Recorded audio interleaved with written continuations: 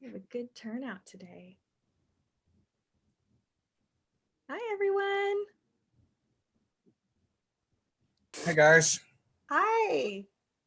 Hi, Jeff. Hi, Nicole's joining us from Canada. Hello, everybody. Hello. Hey Glenn. Wonderful. Hi, Terrence. Hi, Jeff. Jeff's coming to us from Massachusetts, Dr. Trauner. Wonderful. Well, I'm going to go ahead and get started and add people as they come in. We have an awesome turnout. But a couple Zoom rules for those of you who are new or who are this is the first one. Welcome. Please mute yourself when you're not speaking. We recommend speaker view for presentation. Video sharing is optional, though we love to see all your smiling faces. And please type all questions and comments into the chat. We will have a Q&A with our guest speaker today at the end of the Lunch and Learn. So you can reserve your questions for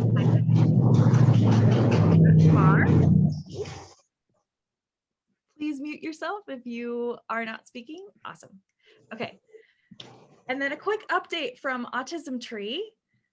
Since March of last year, we have now reached over 608,000 people through all of our social media channels, which is so incredible. So this includes Facebook, Instagram, LinkedIn, YouTube. We do it all thanks to our amazing interns. Our posts have been shared over 1,025 times, and we now have 408 videos on our YouTube channel. So subscribe today. It takes 1 minute if you haven't. We do post weekly, 2 to 3 times a week usually. We've posted 355 of those videos since last March 12th of 2020, when we first went into shelter in place. And these are all geared for our kids and families to engage them during the pandemic, keeping them inspired and connected during this time.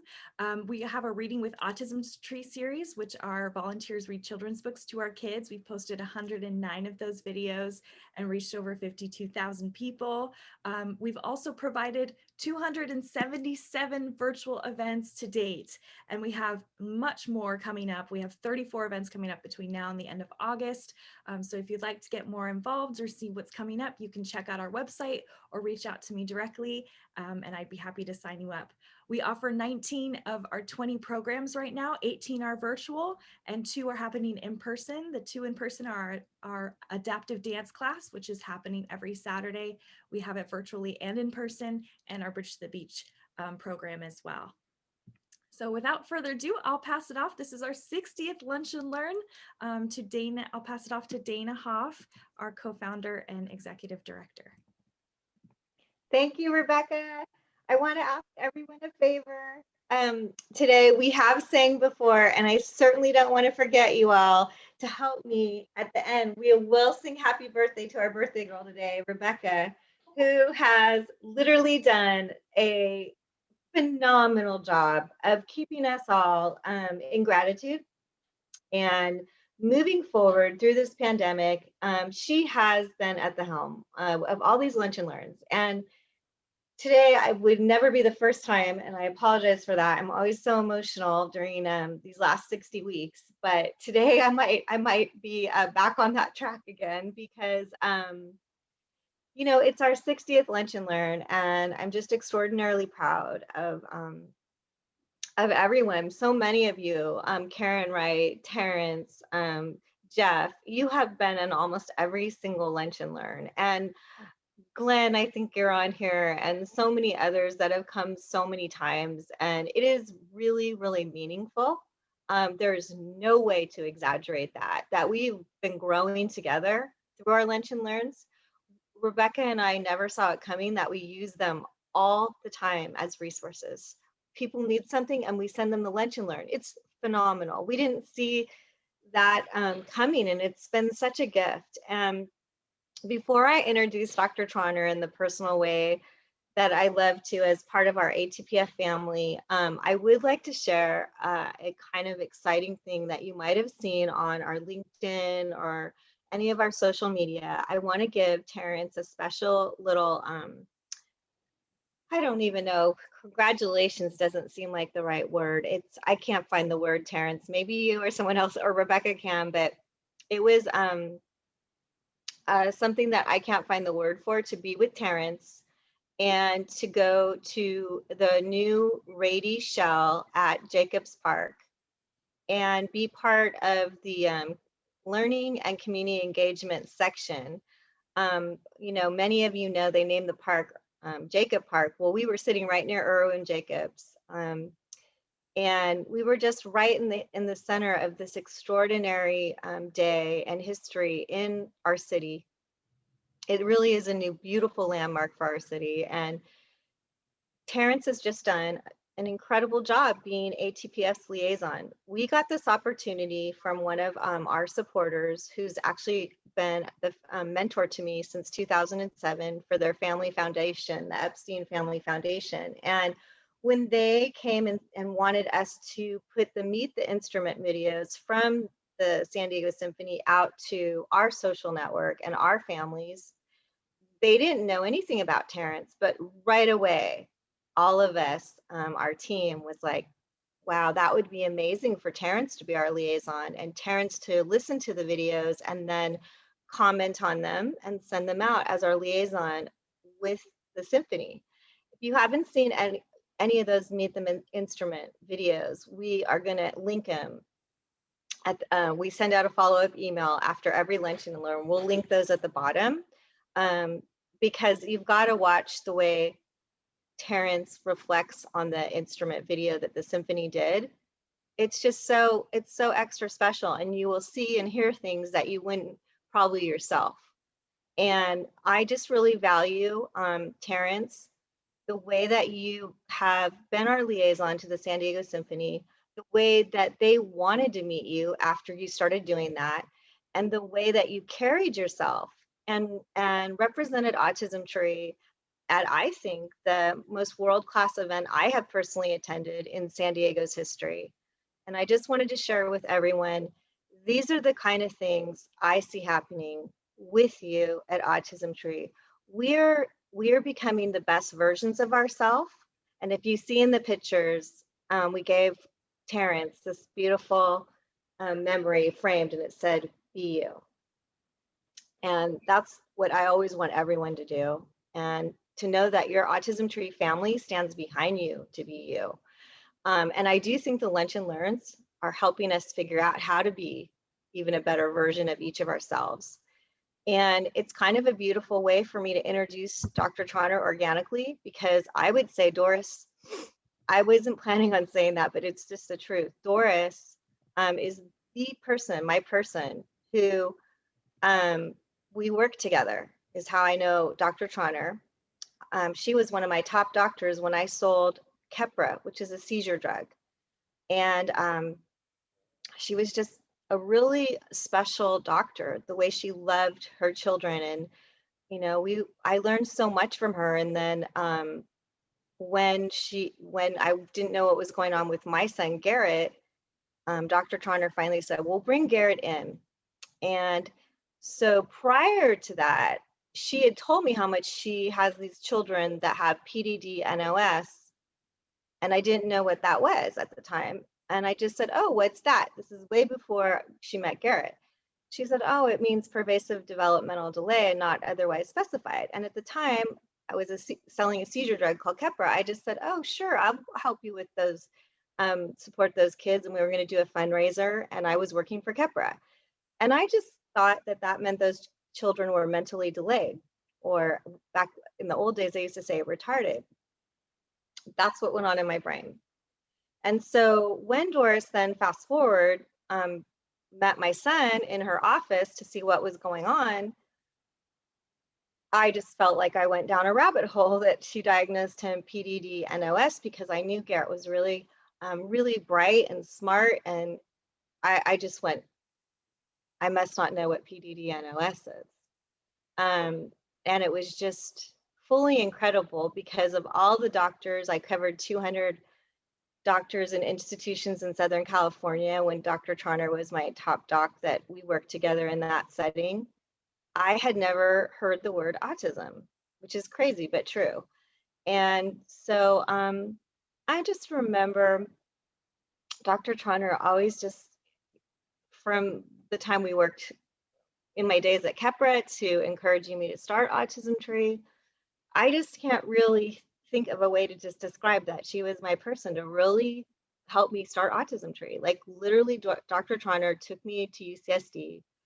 We had meetings, and I remember all those meetings, Doris. It would take me too long to talk about that, but you were the one that helped me start Autism Tree, literally setting up and taking me to the meetings at UCSD to go forward and do it.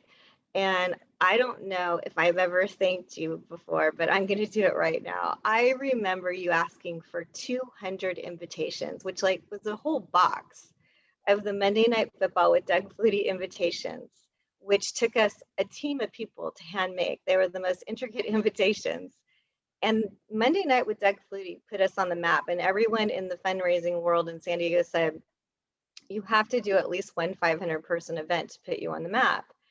And so Dr. Trauner said, all right, bring me 200 invitations and I'm going to handwrite 200. And that's putting your skin in the game. That's what I mean. She was every step of the way in starting Autism Tree and diagnosing Garrett in her office. And then me literally making a pivot and leaving my career and starting Autism Tree. I don't know, Dr. Trauner, how many people really know that we were together all those steps of the way, starting the foundation. And I need you to know today, while I have this time with you on our 60th Lunch and Learn, that I carry that with me always. Just your integrity, your encouragement. And I know that when I go through times where I feel like I might not have the strength to move forward, I know I can always count on you to stand by me. And you have done that. And now it's 18 years later, and it's just phenomenal. Your career is fully incredible. And we're going to kind of look at that for a moment before we give you the floor. But what we do for fun, Doris, to start out, is we ask a question, and you can answer it for fun, and everyone else can type it in. We don't want to make things too heavy. What is your favorite thing to enjoy during the summertime, Doris? I'm curious what your answer will be. Well, recently it's been spending time with my grandchildren, except for last year when I couldn't see them at all. Yeah, you have a newborn grandson, right? That's right, yeah. Wow. Doris has 3 grandbabies. How old are they now? 5, 2.5, and 2 months. Wow, congratulations. Well, on our pre-call, I was telling Doris that, you know, when you sometimes move or you go through all your stuff like we did with ATPF, and you put it all in storage, or you have to pack everything up and you find something that is just so amazing that you're just like, oh my God, I found this and it's such a treasure. I found this video in putting together this Lunch and Learn that I had never seen of Dr. Trauner, and I'm so thrilled to share it with you. It's my favorite. Hope you enjoy it, everybody, and Doris.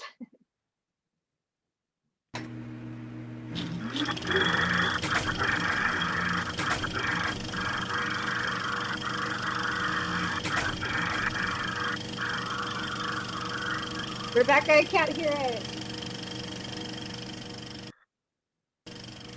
I arrived here in 1972 as a pediatric Can you hear it now? Yeah. Okay. intern. And what brought me here was the people. I had many options for where I could go for my pediatrics training. And I knew I wanted to go into pediatric neurology.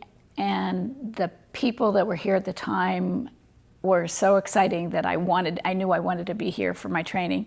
So this was an incredible place to be, to learn. And that's why I came here. And there were so many things that made me realize during my residency that this was the place to be, that after I did my pediatric neurology fellowship, I wanted to come back.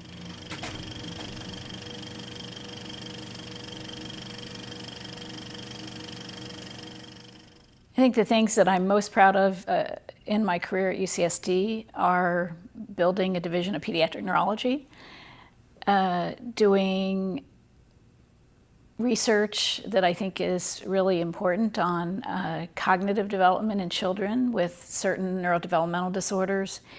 And also earlier in my career, finding mechanisms and improved treatments for a condition that we no longer see called Reye's syndrome.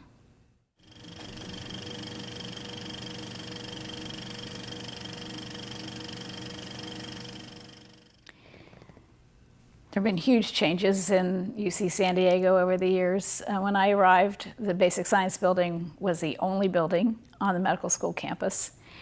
And since then, it's grown into a huge development of many buildings, many researchers. I think the thing that has not changed is the outstanding neuroscience. I came here because of the neuroscience in this community. And when I arrived, the faculty members in our department were giants in the field, people who were known throughout the world for amazing insights and developments. And that's continued over the years with different people and different themes.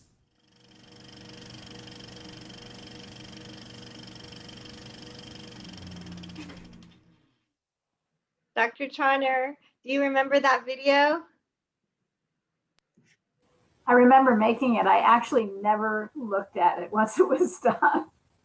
Well, I want you to know I'm going to keep using that video with your permission all the time because I really, really like it. And I feel that, you know, it's amazing to me. We're 18 years into Autism Tree, and then it's just to reflect on you helping us start here and then to look at, you know, your whole career. It's just, I think that video is just a great way of looking at your legacy of where you started at UCSD is incredible to me.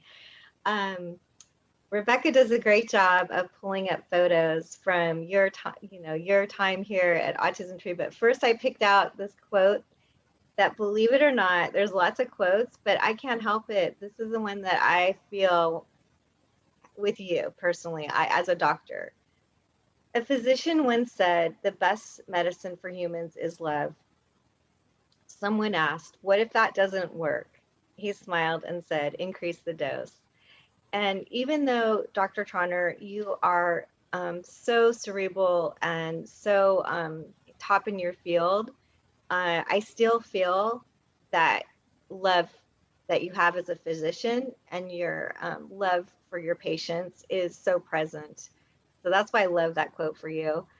And if you look at these photos, you just kind of see Doris over the years, and she's just been involved in so much that we've done. If you look at the far top corner, that's one of our annual meetings. Every year, we always have all of our program managers do a report. And that 1 year, Dr. Trauner is there. And then we just celebrate everyone's success and talk about where we're going to go the next year. And Dr. Trauner actually started coming to our first program managers meeting that we ever did. It was in 2008. And the one next to that is when we were doing a comedy show with someone many of you might have seen on America's, I think, Most Talented or America's Got Talent. That was Vicki Barbalak's comedy night that she put together for us. And then the next picture is all of us as a group out there at Bella Vista, where we do our neuroscience conference at the Sanford Consortium for Regenerative Medicine. And that's kind of really, it took us 2 years to do our first neuroscience conference. And you see Dr. Goldstein in there, and now he has a different lab. He used to be the top doctor at the Sanford Consortium, and now it's Dr. Allison Motri, who many of you know is our chairman of the neuroscience conference. So in that picture, Dr. Motri isn't even in that picture, but Dr. Levy is, and Michael Leaf and Curtis Gabhart, many of our board members. I think that's a picture of us with the board members that were at that event with Dr. Trauner next to me. And the one next to that, I think, is Dr. Trauner at one of our galas. I had to guess, I'd say the Hard Rock 10-year or the Manchester Hyatt Rock the Lights Out for our 5-year. It's one or the other.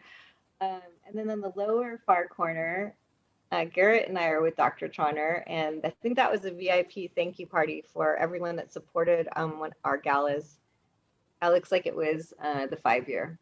And then next to that was a shopping event we did, and that's Dr. Luis Sanchez's wife next to Dr. Trauner. Her name's Anna Maria. And then that's next one is from a lake house event that we did. And then there's Dr. Trauner and her husband, Dick, and they are at, that's our 10-year gala, I think. And the one next to that, I think those are 2 different photos. One's from our 5-year and one's from our 10-year. And I think there's one more slide. There's 2 more. Yeah, up at the top are meetings that we were having for the neuroscience conference. You can see in them, Roger Bingham's behind Dr. Trauner, Angela Nev, who runs our music therapy programs, next to Roger, and one of our moms that ran our mentor program and college readiness program, Tracy Shepler, is in front of Angela. And behind me is Karen Morrissey, who used to run all of our Head Start screening program. And there's Dr. Trauner and I at the Stanford Consortium. And next to that, Todd and I are with Dr. Trauner at one of our neuroscience conferences. I think that was 2019. And these are just great photos of the neuroscience conference. And we're doing it all virtual, and it's going to go on the UCTV platform this year. But these are fabulous photos of us enjoying being in that beautiful center that's not open yet, that auditorium. 2018, this was an event all of us went to. It was Salvation Army's Women That Make a Difference event. And then next to that, I think we're at La Jolla Country Club. It was a thank you party, and that's Chris Dickinson, whose family is one of Autism Tree's longest and biggest donors. And they're the Dickinson Foundation, and Chris Dickinson's been my mentor since 2008. That's his sister Becky. They are both part of the Dickinson Foundation. And we're so grateful for the support that we get from the Dickinson family. And below that, Laura is on our board. She has 2 girls with autism. Laura and I grew up together. Her family did our golf tournament for 10 years in the Bay Area that funded our programs. And we happened to all enjoy New York City together in 2019, which after the pandemic right now, that feels like a lifetime ago. But it's just extraordinary for me to be able to say thank you to Dr. Trauner for being here today and for being such an incredible woman leader in her field. And I believe she's the first woman who was ever elected to the chief of medical faculty at UCSD, which is over 600 physicians. If I was to try to capture her CV, that would take another 10, 15 minutes. So how I wanted to introduce her as just a huge heartbeat in the Autism Tree family, and say what an honor it is for me to have you meet her and us all learn from her. So thank you, Doris. Warm welcome. We love you so much. Well, thank you, Dana.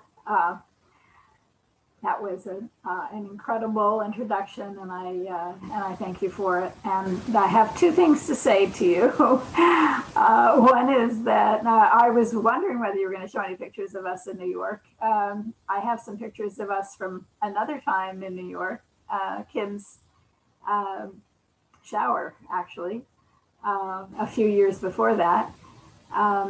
We've spent a couple of fun times in New York together.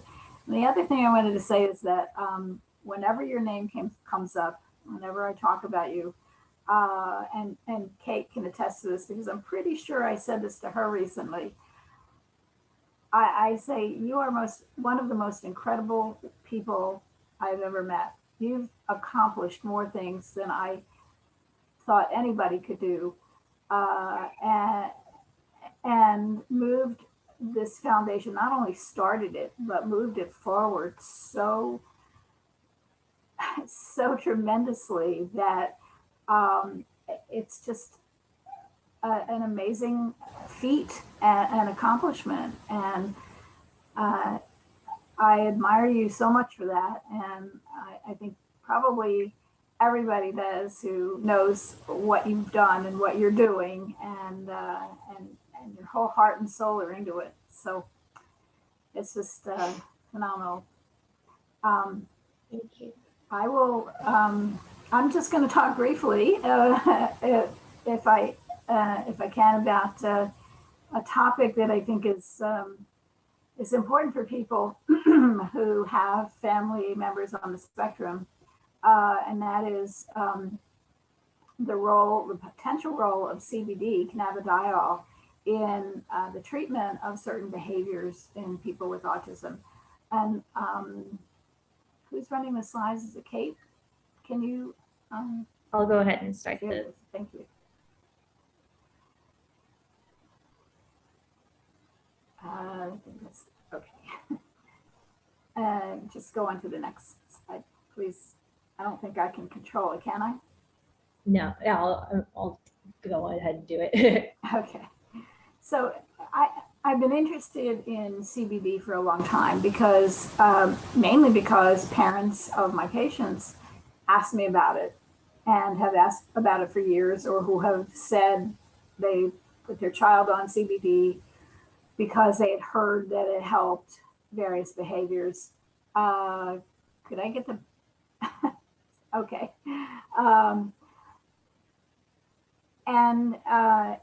And in fact, in terms of known or proven treatment options, the treatment options for some of the problem behaviors in autism are really pretty limited.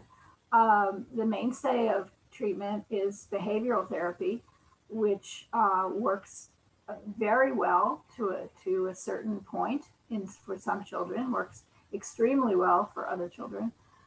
Educational interventions, which also are super important. And then certain medications to control the severe behaviors, aggression, irritability, hyperactivity. And parents often ask or a question about CBD and THC because of a number of things that they've heard. They don't want medication, and they think CBD is not a medication. It's natural, and so that people equate that as being safe, which is not true. And other people say it works. So for all of these reasons, people want to know, does CBD work? Should I try it? Where should I get it? What kind should I get? All kinds of questions. And the problem is we don't have the answers to all of that. So first, CBD, what is CBD? CBD is a cannabinoid that is the most common cannabinoid, second most common cannabinoid in the cannabis plant. Cannabinoids, there are over 100 of them, and they're naturally occurring. They're found in the cannabis plant. And the one that everybody knows is THC, which is the main component of marijuana and the psychoactive cannabinoid. CBD is the most common non-psychoactive cannabinoid, and it is it's about 40% of the cannabis plant. So most of the rest of it is THC, and then very small amounts of other cannabinoids. Next slide, please. So what do we know about the therapeutic benefits of cannabinoids? There's a lot that is hearsay and urban legend, but very little that's actually proven. It does depend on the cannabinoid. There are certain cannabinoids, including CBD, that are known to be helpful in treating epilepsy, nausea and vomiting associated with cancer chemotherapy, and loss of appetite and weight loss associated with HIV. There is some evidence that there is modest benefit for cannabis or THC and other cannabinoids for chronic pain and MS, multiple sclerosis symptoms. We know that cannabis is not helpful for glaucoma based on research that's been done. Next slide. What we don't know is, does it have any effect on problem behaviors in autism, for example? There are some adverse effects. So just because it's natural doesn't mean it's safe. And that's true not just for CBD, but for any naturally occurring compound. So if you get a homeopathic treatment, it does not mean that it is safe or lacking. It doesn't mean it's lacking in side effects. There are some adverse effects to CBD. Some of them include problems with sleep, nausea, diarrhea, vomiting, dry mouth, dizziness, infections. And then the main serious one is that it can cause an elevation in liver enzymes, and that could cause liver damage if one continues to take it after liver enzymes are elevated. Now, these are reversible if you stop the treatment, but it just points out that you have to be thoughtful about taking something that you think is, or that is a natural substance, thinking that it's totally safe and you don't need to be monitored for it. Next slide. So what's the evidence for effectiveness in autism? There are a couple of studies that have been done that were not very rigorous studies. In fact, very uncontrolled studies. And there have been 3, and all of them have shown some benefit. I take that back. 2 of them have shown some benefit with reducing behavior outbursts, anxiety, and disruptive behaviors in children with autism based on parent questionnaires. The problem with this study is that it was uncontrolled and it was open label, meaning parents knew exactly what their child was getting. And in fact, they weren't getting all the same compound. They were getting different brands of CBD with a ratio of CBD to THC of 10 to 1, but it wasn't even the same brand for all the children. So it was very uncontrolled. And there were some adverse events, mainly sleep problems and loss of appetite. And one child had a serious psychotic event. This was a child who had gotten a higher dose of THC. One of the questions that I get from parents is, can CBD cause psychiatric problems? And the answer is no, there's no evidence for that at all. THC can, though. So when you get a compound over the counter that has CBD and THC in it, you have to be very careful of how much THC is in there, because if you get enough, it can cause potentially serious psychiatric symptoms in children and adults. Next slide. Again, another recent study that was uncontrolled, used many different formulations and a wide range of THC and CBD content, did show some improvement, did show significant improvement in behaviors, including restlessness, rage attacks, concentration, and mood. But again, not the kind of evidence that we really want to rely on to prescribe if we were going to prescribe a medication. Next slide. And this is just another most recent study, which actually showed that evidence for effectiveness of the interventions that they used were mixed and insufficient.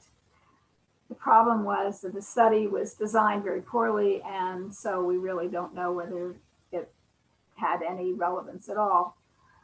Next slide.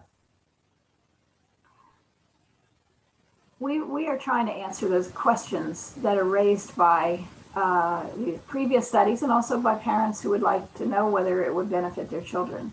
And so what we're doing is a clinical trial at UCSD that is well controlled. It's double blind, meaning I don't know what the child's on and the parents don't know what the child's on. And the testers don't know what the child is on. So we take out the bias and it's placebo controlled. And so they get either an inactive treatment or CBD active treatment. But it's a crossover study. So what that means is that they will get in one phase either CBD or placebo, and then after a washout period, switch over to whatever they didn't get before. So every child will get CBD active drug at some point, and they will get placebo at some point. And it's targeting the most severe and pervasive behaviors, aggressiveness, self-injurious behaviors, severe anxiety, severe hyperactivity, and persistent, severe, repetitive behaviors or stereotypies, or what people like to refer to as stimming, which I don't like that term, but that's what people use. So, but those severe forms of repetitive behaviors that are there constantly, and these behaviors are so severe that they're interfering with the child's ability to function in everyday life, ability to function in the class, excuse me, and at home. And the hope is that we want to know whether there's improvement in any of these areas, and that if there is improvement, does that improve, excuse me, the child's ability to function? And we use a single drug. We use Epidiolex, which is approved by the FDA for the treatment of severe epilepsy in children. So it's a monitored medication. It's not whatever somebody decides to make and put in a bottle. We know exactly what's in it. It's highly purified plant-based cannabidiol. And it's we know a lot about its safety and efficacy in the pediatric epilepsy syndromes. So we have a lot of information about that. I'm going to turn this over to Caitlin Knight. Kate is our research coordinator for this study, and she's the person that's most involved with the day-to-day running, and she's going to talk briefly about the criteria that we're using to include people in the study, and if anybody is interested or knows somebody who might be interested, how they can reach us. All right, thank you. Can everybody hear me?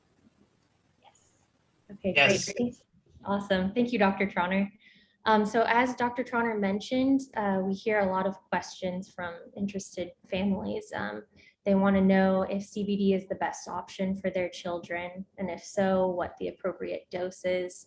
And they want to know more about the side effects and the risks that are involved. So with our current trial, the primary outcome measures that we're using to assess if this treatment is effective, we're measuring the changes that we observe in aggressive behaviors, the changes that we observe in self-injurious behaviors, in severe, pervasive, repetitive, perseverative behaviors and stereotypies, and extreme hyperactivity. And so when we enroll participants, we want to observe that they have very frequent episodes of one or more of those behaviors so that we can notice if there are any changes with the treatment.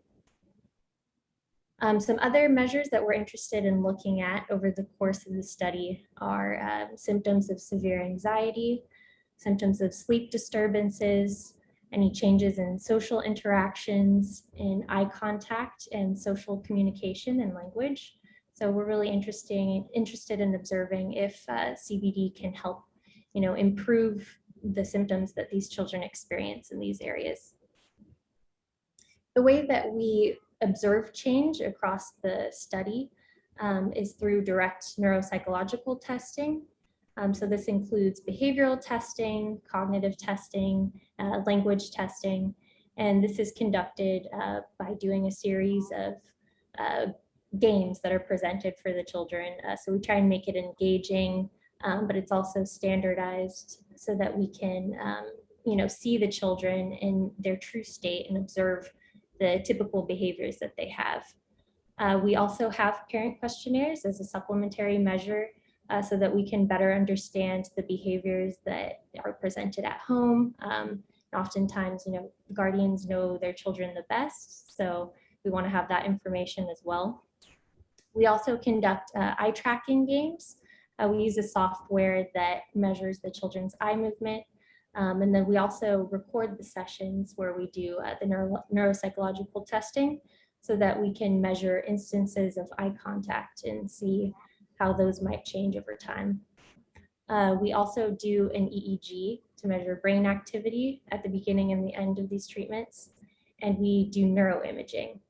So we do a variety of different scans. We do structural scans. We measure brain activity with fMRI. We also use a new scan called magnetic resonance spectroscopy. And all of these are non-invasive. They give us a lot more information about the child's brain and how that might change over time with the use of CBD. And it's been a difficult process for some of the participants, but we've been really amazed, at just how much they can do and how much great data that we're getting from that.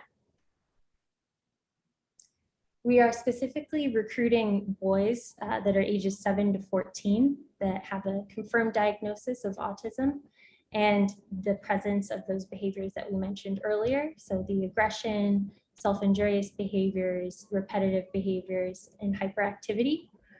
We're hoping to conduct more research in the future involving girls and involving children of a broader age range as well.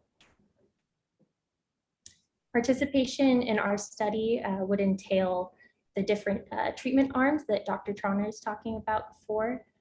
So we break the study into 3 different phases. The first treatment arm lasts for 8 weeks, so 2 months. They would be taking either CBD or placebo.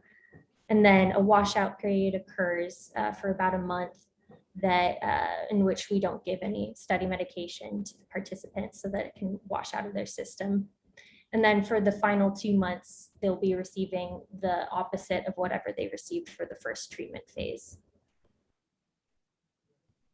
Participation would also entail participating in those neuropsychological tests and eye tracking games, the EEG, the questionnaires, and neuroimaging.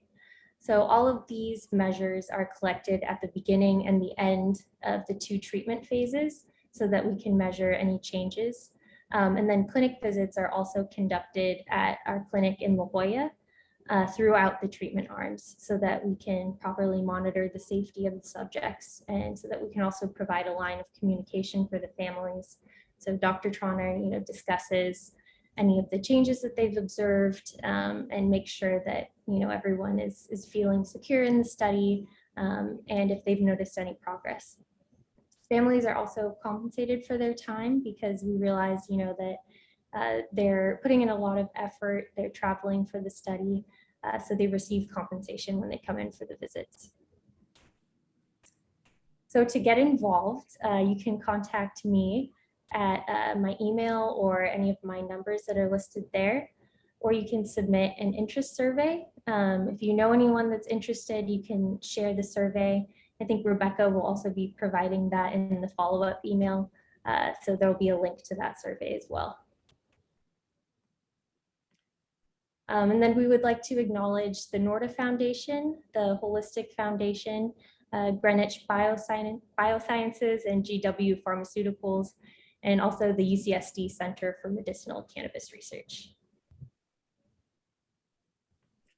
And that concludes what we would like to speak to you guys about. Thank you, Caitlin, and thank you, Dr. Trauner. I know that we have a lot of parents on here, so I'd love to bring the Q&A session to a start. One of our moms, she said, has a question for either of you can answer. So is CBD from hemp with naturally less than 3% THC, or is it an artificial drug? Because CBD doesn't have 10% THC. So neither one.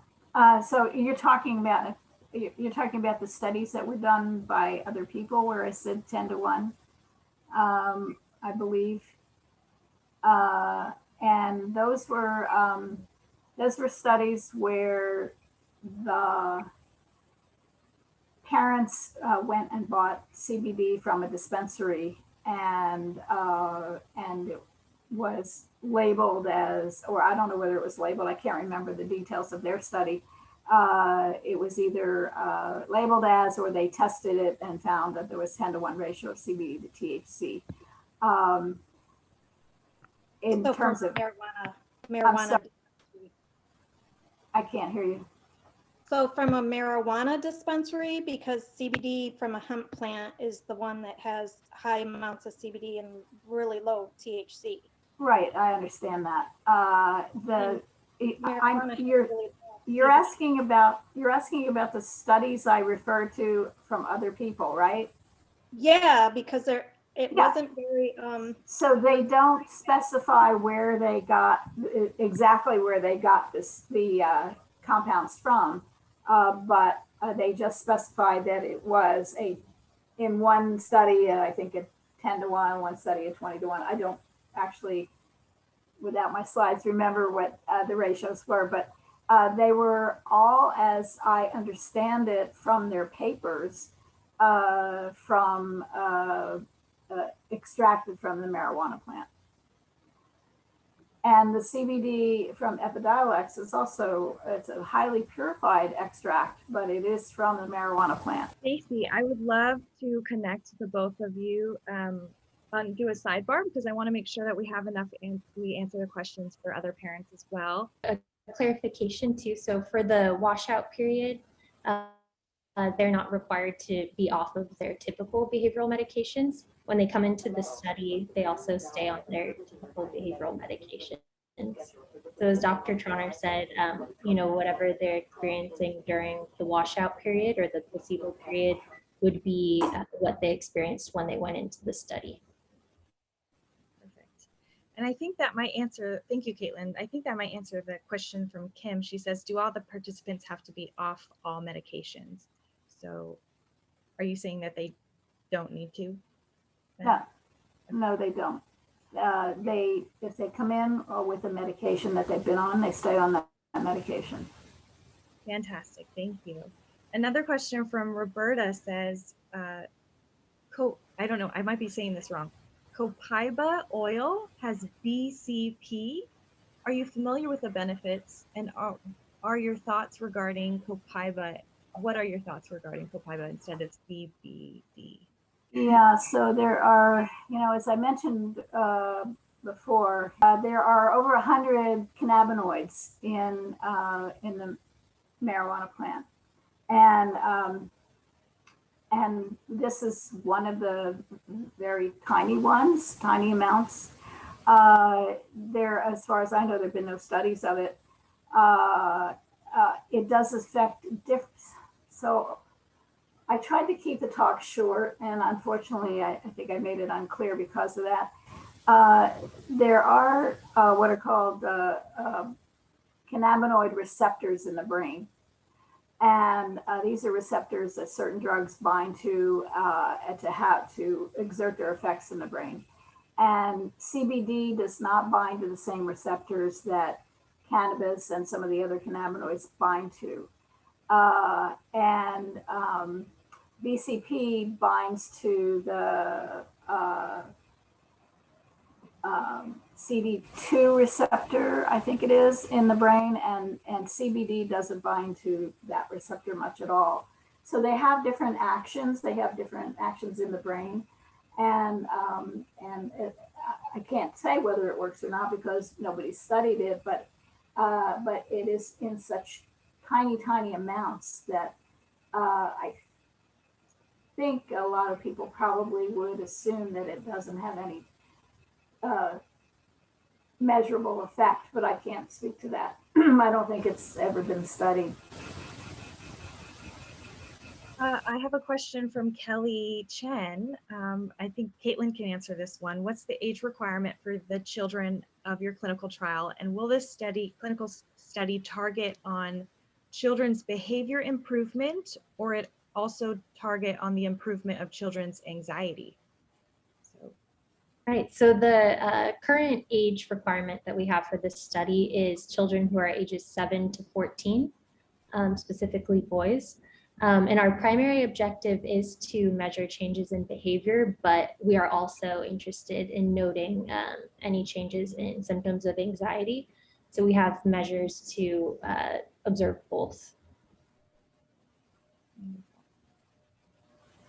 Great. And then I see Veronica and Heather. Thanks for commenting as well. They both are moms. Veronica is mom to a 6-year-old son. He's very aggressive and impulsive. She wants to start CBD with him. Not sure how much of a dosage he needs to intake and what brand you might recommend. He weighs 45 pounds. And then Heather says her son Chandler is 21 and he's self-injurious and has aggressive behaviors. He has high anxiety. He's a former patient of Dr. Trauner, and he participated in a workshop that she did for health professionals, and she was showing them the range of behaviors in kids on the spectrum. He demonstrated that he has severe behaviors. So I don't know, Dr. Trauner, do you have any advice for Veronica or comments for Heather? Yeah, so well, CBD is legal in California and in a lot of other states. However, there's still a little bit of vagueness about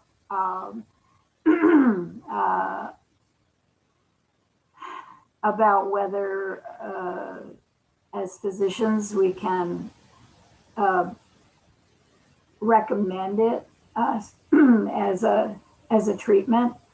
And so giving you a dosing would be a little too specific, I think.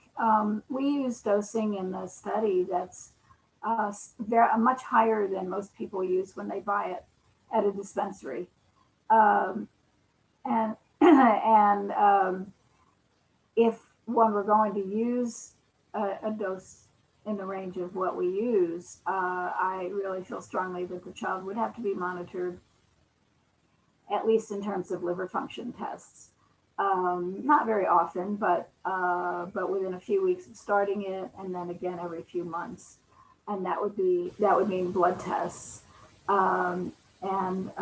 So I think it's important to think about that if you are thinking about starting your child on something like that.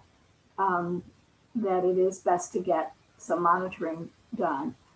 And your pediatrician can do that. You just need to let them know that, they need to get liver functions checked periodically. The dose range that's used in the childhood epilepsy studies ranges from 5 milligrams per kilogram per day to 25 milligrams per kilogram per day. And we don't know whether that dosing is appropriate for the children in our study. I mean, the children with autism. We're choosing to use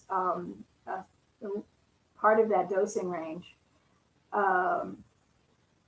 because it's been found to be safe and effective in children with epilepsy. But we don't know whether it's too high or too low.